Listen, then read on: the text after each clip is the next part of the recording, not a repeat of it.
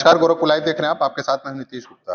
हम लोग इस समय गोरखपुर के पैडलीगंज स्थित मोमेंटम क्लासेस पे खड़े हैं और आपको बता दें कि ये सभी बच्चे जो आपको पीछे देख रहे होंगे माला पहने हुए, ये सभी ने जेईई मेंस के एग्जाम जो है वो क्वालिफाई किए हैं। रिजल्ट्स कल आए हैं और आज इन लोगों का सम्मान हो रहा है। छोटा एग्जाम नहीं है, काफी कड़ी मेहनत करनी पड़ती है और यही मेहनत का नतीजा है जो आप आज इन बच्चों के चेहरे पे देख रहे हैं। कुछ बच्चों से बातचीत करेंगे और आपको बता दें कि इस एग्जाम को क्वालिफाई करने के लिए आपको जो सब्जेक्ट्स लेने पड़ते हैं 10th के बाद, वो लेने पड़ते हैं पीसीएम यानी फिजिक्स, केमिस्ट्री, मैथ, और उसके बाद तैयारियां करनी पड़ती हैं और कुछ ऐसे संस्थाएं हैं जो आपको प्रॉपर तरीके से किस वे में तैयारी करनी चाहिए वो बताते हैं और उसी में से एक है मोमेंटम। उन उन बच्चों से बातचीत करेंगे जो इन तैयारियों को किए हैं और आज फिलहाल इस एग्जाम को पास किए हैं। क्या नाम है आपका? खुशी वर्मा। खुशी जी, पहले आपको बहुत बधाई एग्जाम क्वालिफाई करने के लिए। किस तरीके से आपने मेहनत किया और क्या-क्या आपने जो है तैयारियाँ करते समय किन-किन बातों का ध्यान रखा? सर अधिकतर चीज़ें तो सर लिख-लिख के प्रैक्टिस की है हमने और मैथ्स की ज़्यादा प्रैक्टिस करनी थी और अप्रॉक्स सर मैं नाइट स्टडी वाली थी कि रातों में ज़्यादा पढ़ती थी। क्योंकि मोमेंटम से आप पढ़ी हैं, किस तरीके से कोचिंग का रोल रहा आपके पूरे पढ़ाई में? सर सारे टीचर्स बहुत अच्छे रहे और बहुत ज़्यादा हमें सपोर्ट भी मिला हर एक टीचर से। उन्होंने हर एक पद पे हम लोग को बहुत ज़्यादा मोटिवेट भी किया। जहाँ हम लोग की कुछ गलतियाँ होती थी उनके सुधार भी की। सुधार भी किया। आपका यस, क्या नाम है? प्रज्ञा वर्मा। प्रज्ञा जी। आपको भी बहुत बधाई। आपका कितना परसेंटाइल है जेईई में? सर 98। 98।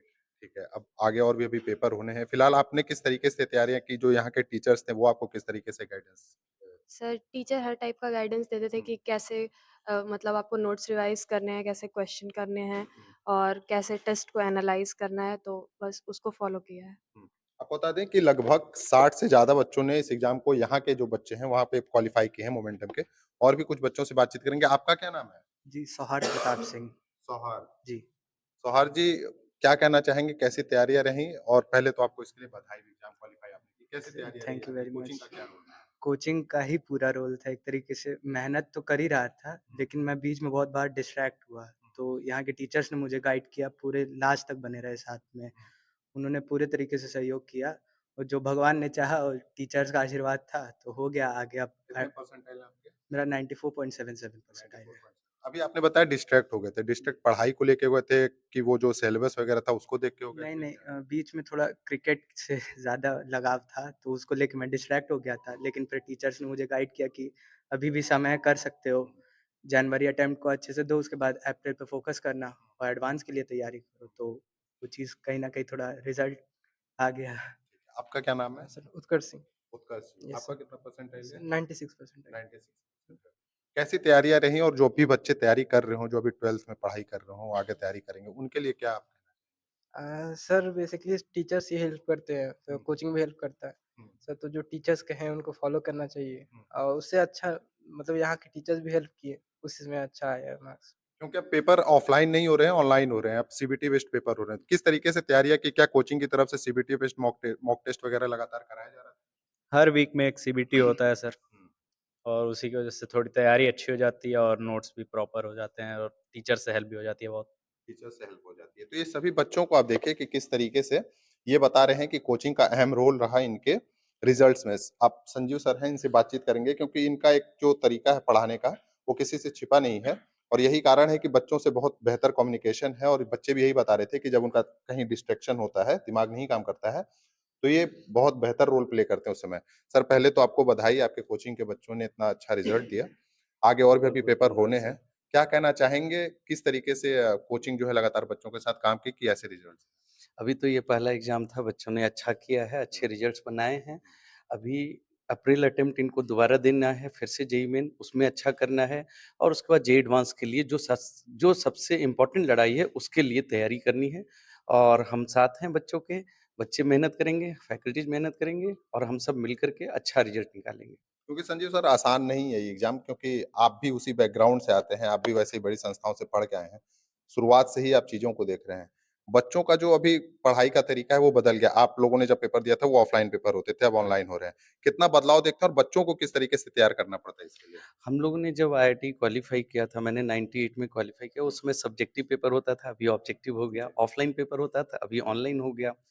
उसके अलावा बहुत सारे और भी डिफरेंस आ रहे हैं, जैसे हमारे समय में कुल मिलाकर के 1 लाख बच्चे एग्ज़ाम दिए थे हुँ, और वो भी उस समय का बड़ा न्यूज़ था। हुँ, आज 15 लाख बच्चे एग्ज़ाम दे रहे हैं। हुँ, तो सीटें उस रेशियो में नहीं बढ़ी जिस रेशियो में बच्चे बढ़े अपीयर होने वाले।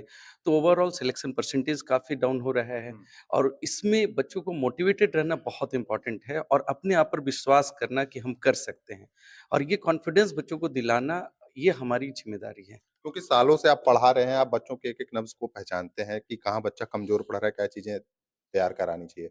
फैकल्टी को क्या-क्या आप चीज़ें देते हैं कि किस तरीके से बच्चों को पढ़ाना चाहिए? क्योंकि बहुत सारे आप तो ठीक है बच्चों को पढ़ा रहे हैं, बता रहे हैं क्या-क्या चीज़ें होनी चाहिए, क्योंकि फैकल्टी को भी आप ही को गाइड करना पड़ता होगा। तो किस तरीके से उनको बताते हैं और सीबीटी को लेके खासकर क्या-क्या तैयारियाँ कराई है? हम लोगों ने प्रॉपर करिकुलम साल के शुरुआत में ही बना लिया। फैकल्टी के साथ हम लोग बहुत सारे मीटिंग करते हैं, उनके साथ डिस्कशन करते हैं कि क्या कितने लेक्चर्स किसमें लगने चाहिए।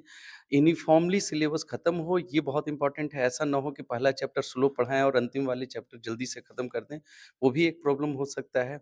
उसके अलावा बच्चों को लास्ट मोमेंट पे सीबीटी कराना बहुत इम्पोर्टेंट होता है क्योंकि सीबीटी और ऑफ़लाइन पेपर दोनों में बहुत डिफ़रेंस होता है। और मेनली जो बच्चे जब सिस्टम पे जब क्वेश्चंस कर रहे होते हैं और उससे जो प्रैक्टिस होता है, उस प्रैक्टिस का बहुत इफ़ेक्ट आता है। मतलब उतनी ही नॉलेज में अगर बच्चे ने सीबीटी पे नहीं दिया है, प्रैक्टिस नहीं उनके पास, तो उनका परसेंटाइल काफ़ी डाउन हो जाता है। अच्छा इस एग्ज़ाम के लिए क्योंकि तैयारियाँ 10th के बाद ही चालू कर देते हैं, अब तो लोग 9 से ही तैयारियाँ चालू कर दे रहे हैं। अभी आपको क्या लगता है कि जो बच्चे तैयारी कर रहे हों इस चीज़ का या फिर प्रिपरेशन करने की सोच रहे हों, उनके लिए क्या टिप्स देना चाहिए? बच्चों को सबसे पहले तो पूरे सिलेबस को अच्छे से पहले देख लेना चाहिए कि कितने चैप्टर्स हैं। बहुत ज़्यादा इन बातों पर नहीं ध्यान देना चाहिए कि बहुत टफ होता है पेपर एंड स्पेशली जब अखबारों में छप जाता है कि बहुत टफ पेपर है, इंडिया का सबसे टफ पेपर है, तो बच्चे साइकोलॉजिकली डिप्रेस्ड हो जाते हैं। उनको लगता है मेरा हो ही नहीं सकता। तो पहले अपने आप पर विश्वास करना पड़ेगा कि हो सकता है और इससे मैटर नहीं करता कि कितने लाख बच्चे एग्ज़ाम दे रहे हैं, हमें अपना बेस्ट एफर्ट देना है। और पूरी तैयारी के दौरान बच्चों को इस बात का भी ध्यान रखना है कि सिर्फ़ नॉलेज इकट्ठा करना इम्पोर्टेंट नहीं है। उस नॉलेज को उस 3 घंटे में कितना अच्छे से वो यूटिलाइज़ कर पा रहे हैं, वो इम्पोर्टेंट है। तो उसकी तैयारी बहुत इम्पोर्टेंट तो हो शायद गया। यही कारण रहा कि आज ये मोमेंटम रिज़ल्ट भी दे रहा है। जी, चलिए एक बार पुनः आपको बहुत-बहुत बधाई सर। धन्यवाद तो सर। ये थे मोमेंटम के डायरेक्टर संजीव जी जिनसे बातचीत कर रहे थे और फिलहाल आप देखिए कि ये तमाम बच्चे हैं जिन्होंने जेईई के पेपर को क्वालीफाई किया है। आगे और भी पेपर होने हैं जैसे सर बता रहे थे कि अप्रैल और मई में भी अभी जे एडवांस के पेपर होने हैं, मेंस के पेपर होने हैं और ये तमाम फैकल्टी देखिए जिनके तमाम कड़ी मेहनत के बाद इन बच्चों ने सफलता हासिल की है। बाकी अन्य खबरों के लिए बने रहिए हमारे साथ। देखते रहिए गोरखपुर लाइव। धन्यवाद।